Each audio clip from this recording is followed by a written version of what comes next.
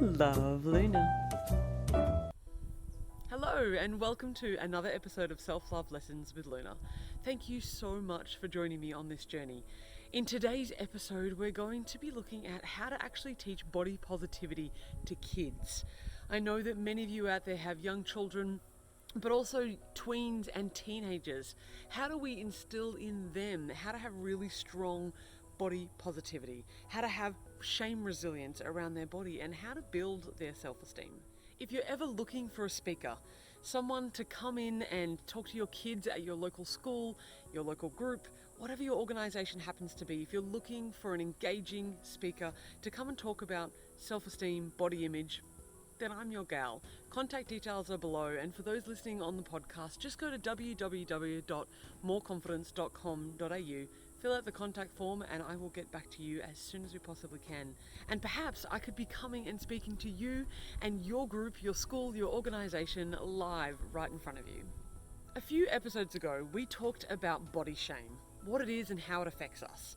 And in that body shame episode, I talked about how 80% of women do not like their body.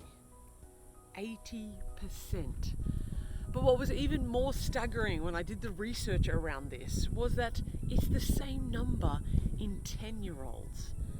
10-year-olds are afraid of being fat. 80% of young girls are actually worried about the way that they look. They're concerned about their bodies. We know it's awful as adults to be so worried about what we're looking like all the time, and we're worried about the faduba bits and the fat rolls. But let's think about it. When we're 10, 12, 14, body image issues are starting younger and younger. And with social media being something that's so important to our young people and also to us, it's only going to get worse. Now, it's not all doom and gloom. You can actually build resilience in your children. You can build a sense of self-esteem in them, so even though you've got all the people in the world telling you should be smaller and hide and be sexualized at a really young age, you can actually show them how to be a bit more resilient to those kind of messaging.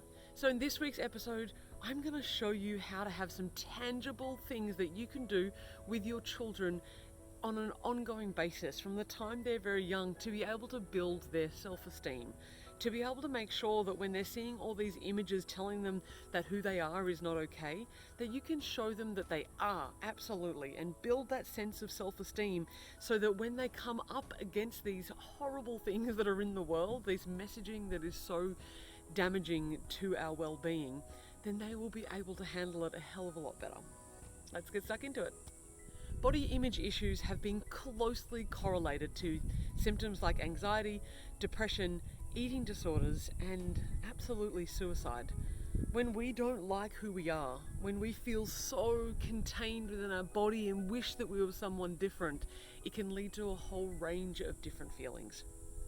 I know as an adult that so many of you experience this. I know for myself that my body image issues didn't just go away because I reached a certain age. There seems to be a myth that, you kind of get over all that stuff when you get older. It's not true.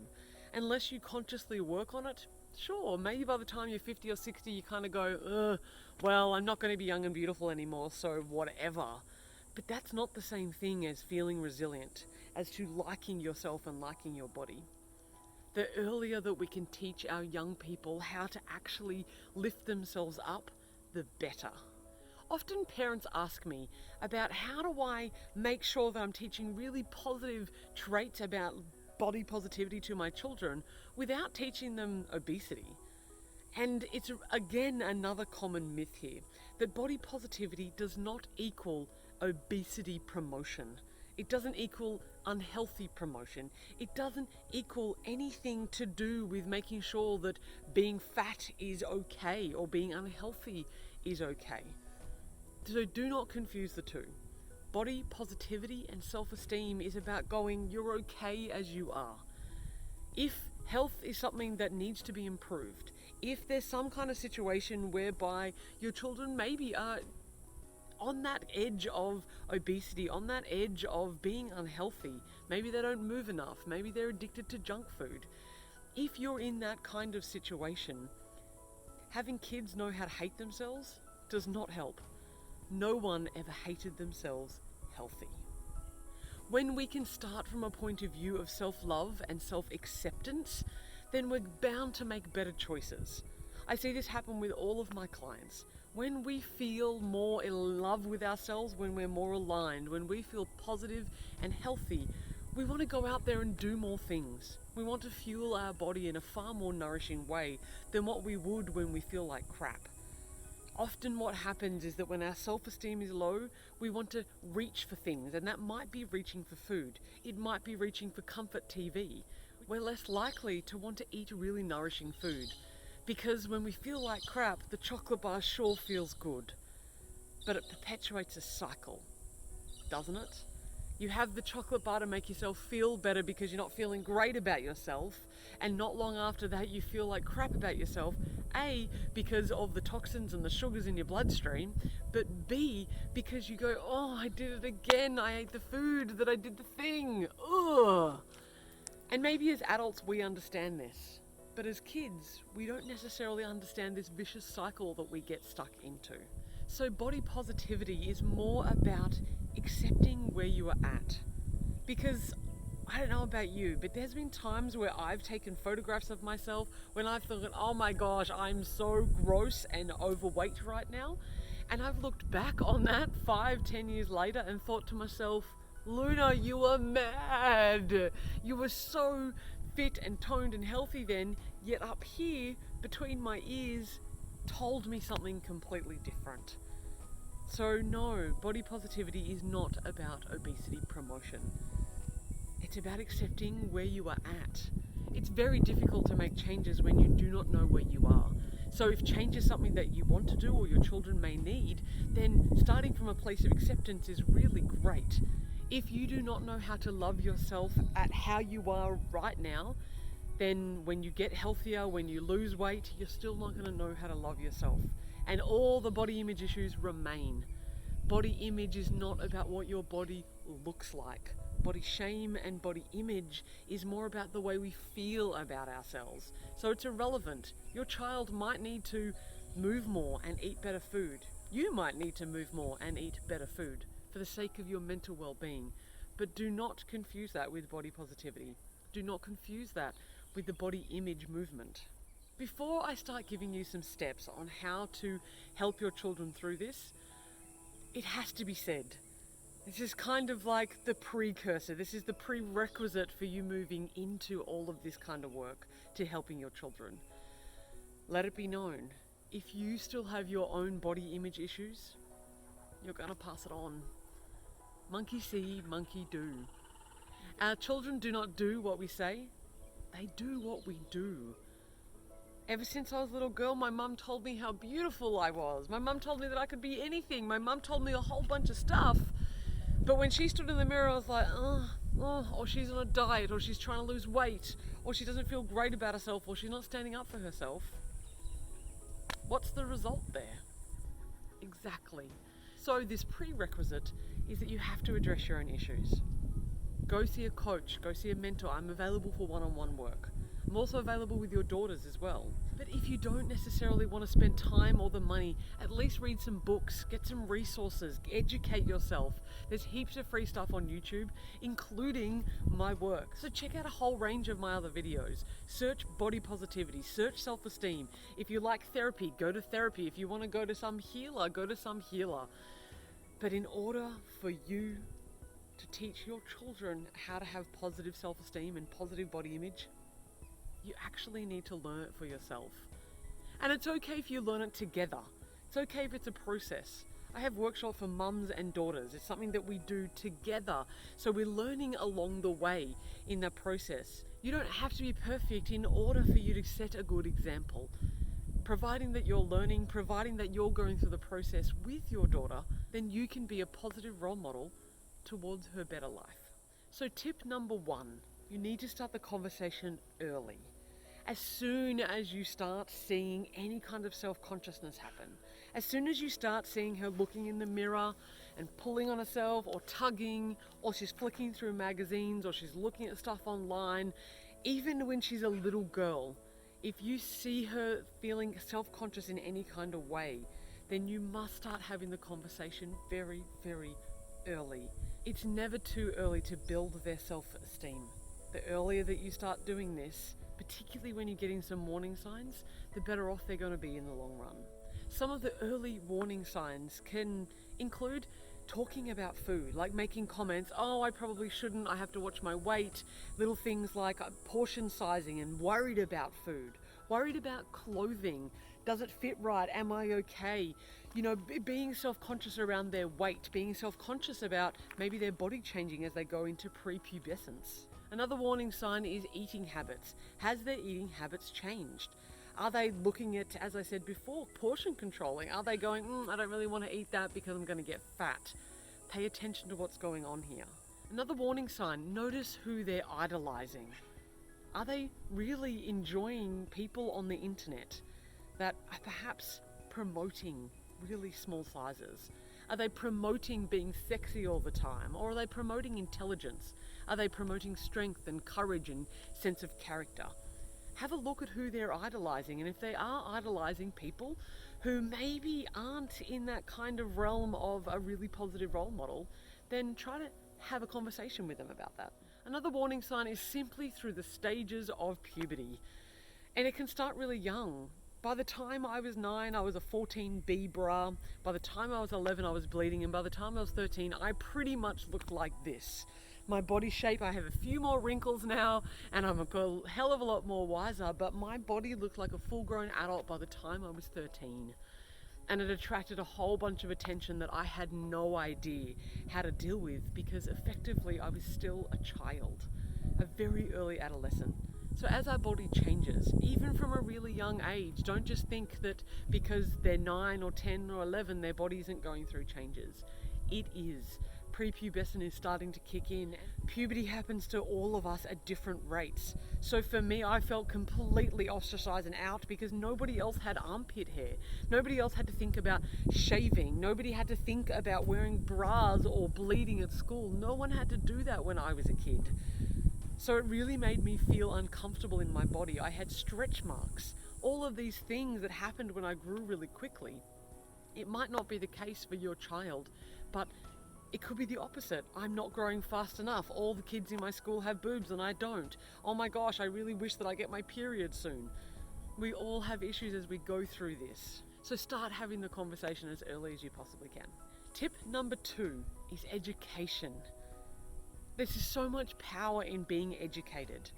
If your children, your daughters understand that there's a huge amount of pressure in society, if they understand that when they see these images of perfection in the media, in movies, across magazines, they'll understand that it's not necessarily real, that they're photoshopped and they're make-upped and it's been auto-touched. It's been a whole bunch of things to get that image on the magazine doesn't look like the person.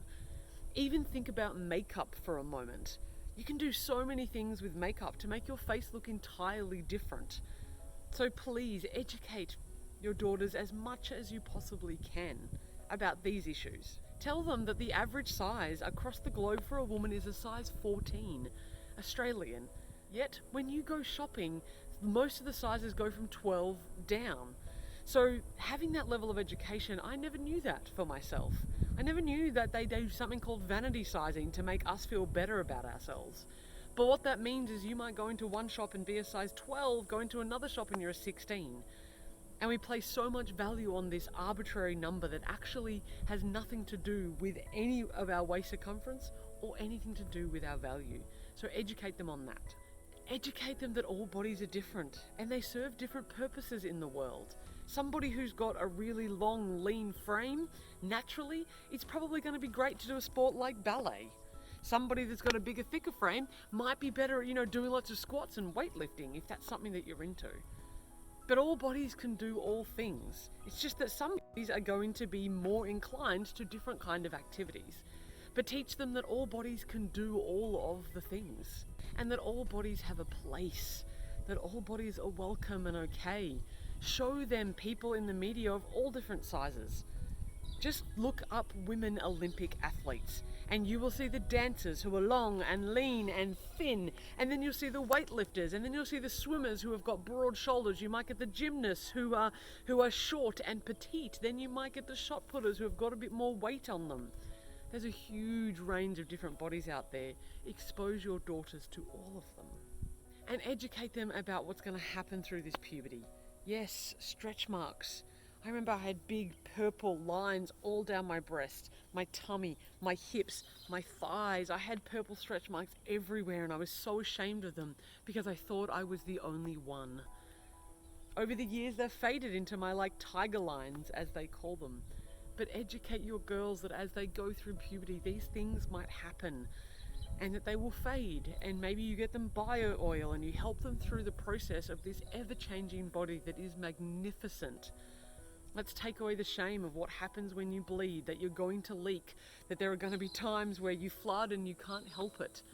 These are all about educating our daughters to love our bodies and to be prepared a little bit to what the hell's going to happen. Puberty can be quite brutal. Tip 3. If you are not willing to be vulnerable, then they will not either. Talk through your struggles with your daughter. You don't have to be perfect, as I said before.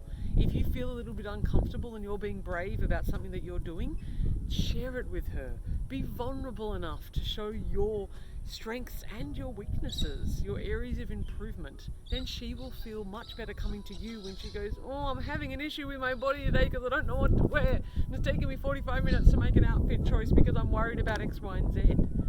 Talk to her. Tip number 4, you need to lift them up through their character. So start having conversations about what you really admire in them. Are they creative? Are they really a gentle soul? Do they have a great sense of humor? Are they kind? Are they caring? Do they lift other people up around them? Start paying attention and complimenting them on their character. You know, if they look really beautiful in a dress one day because they're going to their school formal, tell them that they look radiant. Not that they're gorgeous. And I know that we like to feel gorgeous and we like to feel pretty. But if you've ever had moments when you don't feel so great and someone goes, don't worry about it, you're beautiful, you're beautiful. You're like, ooh.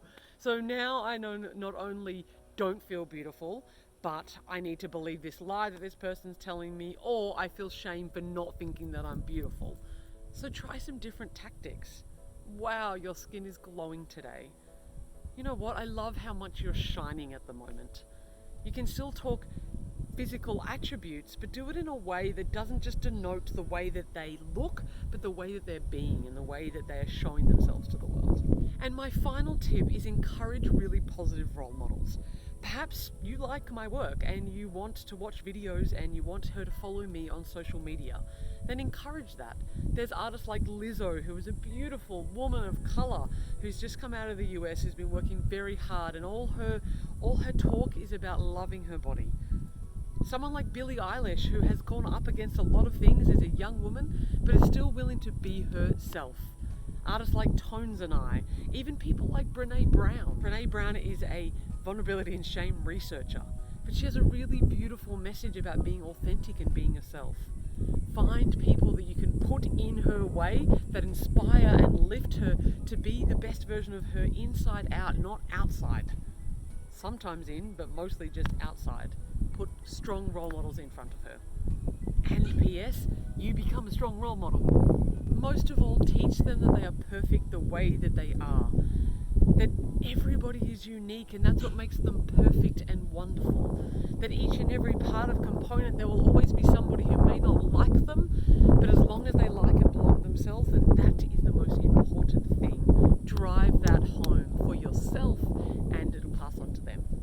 Coaching and mentoring is available through me for you and your daughters. Speaking is also available if you'd like me to come to your school, if you'd like me to come to your organisation or your group and have a conversation about any of the topics that I cover in my work. Just get in touch, moreconfidence.com.au. New episodes come out every week on Facebook, Instagram TV, YouTube, and of course right here on the podcast and wherever you get them.